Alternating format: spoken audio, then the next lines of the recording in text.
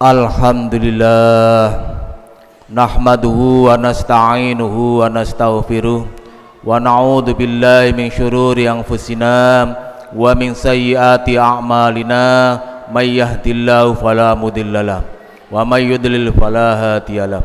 Asyhadu an la ilaha illallah wahdahu la syarikalah wa asyhadu anna Muhammadan abduhu wa rasuluh.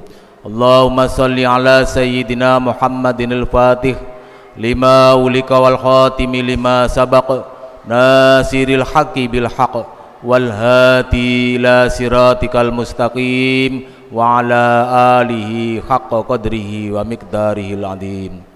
Amma ba'd, fa ya ibadallah usikum wa iyaya bitaqwallah faqad fazal muttaqun. Qala Allah ta'ala fi kitabihil karim, a'udzu billahi minasy syaithanir rajim. Bismillahirrahmanirrahim. Ya ayyuhalladzina amanu taqullaha haqqa tuqatih wa la tamutunna illa wa antum muslimun. Shadaqallahul azim. Ma'asyiral muslimin, jamaah Jumat yang dirahmati oleh Allah Subhanahu wa taala. Dalam kesempatan yang mulia dan sangat baik ini, di tempat yang sangat dimuliakan Allah ini, marilah kita berupaya meningkatkan keimanan dan ketakwaan kita kepada Allah Subhanahu wa taala dengan mau melaksanakan apa yang telah diperintahkan oleh Allah dan mau meninggalkan apa yang dilarang oleh Allah Subhanahu wa taala. Itulah yang disebut dengan takwa Allah. Hadirin yang dimuliakan oleh Allah Subhanahu wa taala, dalam beberapa bulan yang lalu umat Islam di seluruh dunia mayoritas mengadakan peringatan Hari Maulid Nabi besar Muhammad SAW. Tentunya tujuannya adalah untuk mengetahui sejarah kehidupan beliau dan bisa mencontoh keteladanan yang telah diberikan oleh beliau.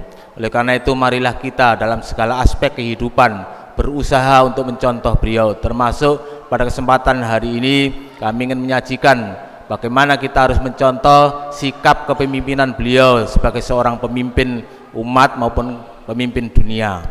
Oleh karena itu, pemimpin yang tangguh dan sangat baik adalah junjungan kita Nabiullah Muhammad SAW yang patut untuk kita contoh bersama. Kita semua yang hadir di sini adalah merupakan seorang pemimpin. Ada yang menjadi pemimpin rumah tangga, ada yang pemimpin RT, RW, pemimpin masjid atau yang disebut dengan ketua takmir dan anggotanya, dan lain sebagainya. Intinya kita semua ini pemimpin diri sendiri, pemimpin keluarga, dan selanjutnya. Oleh karena itu, mari kita mencontoh kehidupan Rasulullah dan sifat-sifat Rasulullah sebagai seorang pemimpin agar kita menjadi pemimpin yang selamat dunia akhirat, karena nanti setiap jiwa kita ini akan dimintai pertanggungjawaban oleh Allah karena kita ini sebagai pemimpin. Di dalam Al-Quran telah dilukiskan bagaimana sifat-sifat beliau yang termaktub di dalam surat Ali Imran ayat 197, ayat 159. Fabima rahmati minallahi lintalahum. Dengan rahmat Allah Subhanahu wa taala, Nabi Muhammad itu punya jiwa yang lemah lembut, tidak kasar, lemah lembut, sopan santun, lemah lembut. Walau kunta faddan ghalidhan qalbi lang fandu min haulik. Andaikan Rasulullah itu bersikap keras, kasar hati, keras hati, kasar ucapan dan lain sebagainya, maka umat-umat saat itu yang akan diajak untuk masuk Islam tentunya akan pada lari, tidak akan mau masuk Islam. Walaupun sudah lembut itu aja masih ada yang nggak mau masuk Islam, apalagi Rasulullah bersikap keras, tentu tidak akan mau masuk Islam. Ini sudah ditegaskan di dalam Al-Quran. Jadi kelembutan Rasulullah itu karena rahmat Allah. Bagaimana Rasulullah akan dibunuh oleh Daksur, pedang sudah diangkat di atas kepala Rasulullah, mau dihunus untuk membunuh Rasulullah, tapi Rasulullah dengan tegas mau memberikan maaf. Dengan sifat pemaaf Rasulullah itu, maka Daksur yang kejam dan bengis ingin membunuh Rasulullah mau masuk Islam. Ini sifat kelembutan Rasulullah. Masih dalam ayat ini, selain sifat lembut tutur katanya, hatinya juga lembut, tutur katanya juga sopan santun. Rasulullah itu fa'fu anhum, senantiasa memaafkan. Buktinya tadi mau dibunuh oleh Daksur, malah Daksur dimaafkan.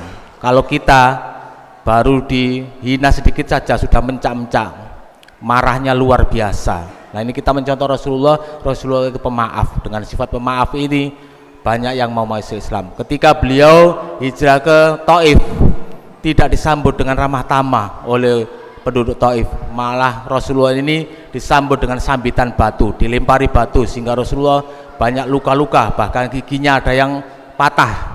Nah saat itu datanglah malaikat menawarkan diri ingin membantu Rasulullah. Wahai Rasulullah, saya akan angkat gunung untuk menimpahkan kepada kaum Taif supaya mereka hancur lebur. Tapi ya bagaimana Rasulullah? Rasulullah tidak menerima tawaran malaikat ini. Rasulullah malah berdoa, Allahumma hdi qaumi fa innahum la ya'lamun. Rasulullah mendoakan, wahai Jibril, mereka memang tidak tahu saat ini kebenaran Islam, tapi saya punya harapan anak cucunya nanti mau masuk Islam. Ini Rasulullah begitu lemah lembutnya sehingga malaikat tidak jadi menimpahkan bencana kepada kaum Taif saat itu. Dimaafkan oleh Rasulullah, fa'fu anhum. Berikutnya wastaghfir lahum, didoakan. Jadi Rasulullah mendoakan umatnya dan sangat mencintai umatnya, termasuk kita ini dicintai Rasulullah. Bahkan nanti ketika Rasulullah bangkit dari dalam kubur hari kiamat, yang dicari bukan istrinya, bukan anaknya, tapi aina ummati, di mana umatku, di mana umatku. Rasulullah mencari umatnya. Dan nanti kita di dalam surga, di dalam neraka, umpamanya ada yang masuk neraka, Rasulullah akan mencari kita. Oleh karena itu perbanyak sholawat supaya kita mendapatkan syafaat Rasulullah Muhammad SAW. Itu syafaat ulama, syafaat yang agung, adalah penyelamatan kita di alam akhirat nanti oleh Rasulullah Muhammad SAW. Jadi kita sebagai pemimpin juga harus demikian, pemaaf jiwanya. Pemimpin itu sebaik apapun tetap ada yang mengolok-olok, ada yang ngerasani ini dan itu, menyalahkan ini dan itu. Oleh karena itu pemimpin harus memaafkan, fa'fu amhum tadi, kemudian wastaghfir lahum, mau mendoakan, didoakan orang-orang yang dipimpinnya itu supaya mau nurut untuk diarahkan ke arah yang baik, dibina yang baik. Itu harus didoakan. Dalam sholat-sholatnya tidak boleh pemimpin itu sampai lupa mendoakan orang-orang yang dipimpinnya, harus didoakan, terutama yang hidupnya sengsara, terutama yang masih sakit dan lain sebagainya, itu harus didoakan. Pemimpin itu harus mau mendoakan. Ini mencontoh Rasulullah. Berikutnya sifat seorang pemimpin yang mulia dari Rasulullah adalah wasawirhum fil amri. Setiap menghadapi persoalan-persoalan, problem dan program-program, perencanaan itu Rasulullah selalu bermusyawarah dengan para sahabat-sahabatnya. Kita pun sebagai pemimpin harusnya demikian. Pemimpin rumah tangga tidak boleh serakah, tidak boleh angkuh dan tidak semena-mena. Harus musyawarah ketika merencanakan ingin merenovasi rumah, memperbaiki rumah atau membangun rumah, ya kita ajak musyawarah. Istri kita, anak-anak kita yang sudah besar kita ajak musyawarah supaya mereka tahu program kita. Jangan nanti ujuk-ujuk kita sudah ngundang tukang ke rumah, tukang-tukang bongkar-bongkar, istri kita tidak tahu, anak-anak kita juga tahu, nanti merepotkan anggota keluarga. Jadi harus dimusyawarahkan. Ini contoh yang diberikan oleh Rasulullah, senang musyawarah. Kalau pemimpin itu suka musyawarah, nanti kalau ada kesalahan-kesalahan itu tidak ada yang menyalahkan, nggak ada yang mengolok-olok, karena sudah dimusyawarahkan, disepakati bersama. Ini contoh yang diberikan oleh Rasulullah Muhammad SAW. Fa idza zamta fatawakkal 'alallah. Kalau kita ini sudah membulatkan suatu rencana, suatu tekad, maka kita dianjurkan oleh Allah Subhanahu wa taala seperti Rasulullah, fatawakkal 'alallah. Bertawakal kepada Allah. Apa itu tawakal? Tawakal itu menyerahkan diri kepada Allah setelah berusaha, kemudian berdoa dan menyerahkan diri kepada Allah. Misalnya kita ingin membangun sebuah toko di rumah kita musyawarahkan dengan istri kita, dimusyawarahkan. Nah, dengan musyawarah ini istri akan tahu program-program suami. Nah, setelah itu dimusyawarahkan, kemudian kita berdoa kepada Allah Subhanahu wa taala. Kita sudah bangun tokonya di rumah, lalu kita berdoa kepada Allah, ya Allah, aku berusaha membuat toko, semoga Engkau berikan keberhasilan. Ini doa. Dan keputusannya kemudian diserahkan kepada Allah, ya Allah, berhasil dan gagalnya aku serahkan kepadamu ya Allah, aku pasrahkan sepenuhnya kepadamu ya Allah. Ini namanya tawakal, berserah diri kepada Allah setelah kita berusaha. Toko sudah dibuat, sudah dirancang sedemikian rupa yang baik, kemudian diserahkan kepada Allah Subhanahu wa taala untuk memberikan keberhasilan atau kegagalan. Nah, ketika sudah membuat toko ternyata gagal, tidak berhasil, tidak laris dan tidak laku, nah ini adalah keputusan Allah. Maka kalau keadaannya demikian, kita tidak akan stres karena sudah diputuskan dalam musyawarah juga sudah diserahkan kepada Allah keputusannya untuk memberikan keberhasilan. Nah, semua program-program dalam kehidupan kita ini harusnya kita tawakal kepada Allah, berusaha dulu, kemudian berdoa memohon keberhasilan kepada Allah, kemudian keberhasilan dan kesuksesannya itu kita serahkan kepada Allah Subhanahu wa taala. Nanti kalau ada gagalnya itu tidak stres, tidak sampai bunuh diri dan lain sebagainya. Innallaha yuhibbul mutawakkilin. Sesungguhnya Allah itu senang kepada orang yang tawakal, karena jiwanya itu jiwa yang beriman penuh, yakin akan keputusan Allah. Jadi segala yang mengatur kehidupan kita ini adalah Allah, makanya kita harus tawakal, berserah diri kepada Allah setelah berusaha dan berdoa. Hadirin yang dimuliakan oleh Allah Subhanahu wa taala, mudah-mudahan sekelumit khutbah kami ini bermanfaat bagi kita sekalian. Yang terpenting yang kita pahami adalah sebagai seorang pemimpin harus lemah lembut tutur kata kita, hati kita juga tidak boleh keras, tidak boleh kaku, tidak boleh seenaknya sendiri. Kemudian fa'fu anhum, kita memberi maaf. Kemudian wastaghfir lahum, kita mendoakan kepada orang-orang yang kita pimpin supaya menjadi orang-orang yang mudah untuk diarahkan, mudah untuk diajak berbuat baik.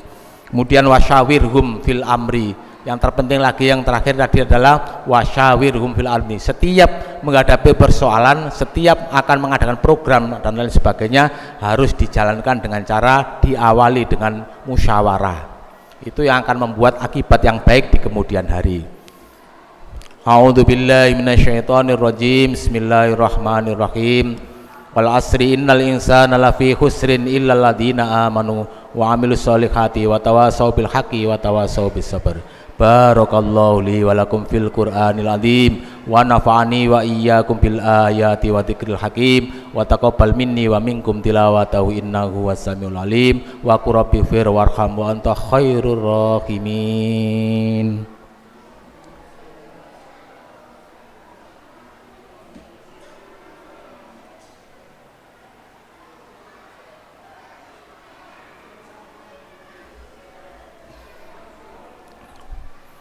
Alhamdulillah nahmaduhu wa nasta'inuhu wa nastaghfiruh wa na'udzu billahi min syururi anfusina wa min sayyiati a'malina may yahdihillahu fala mudhillalah wa may yudlil fala hadiyalah.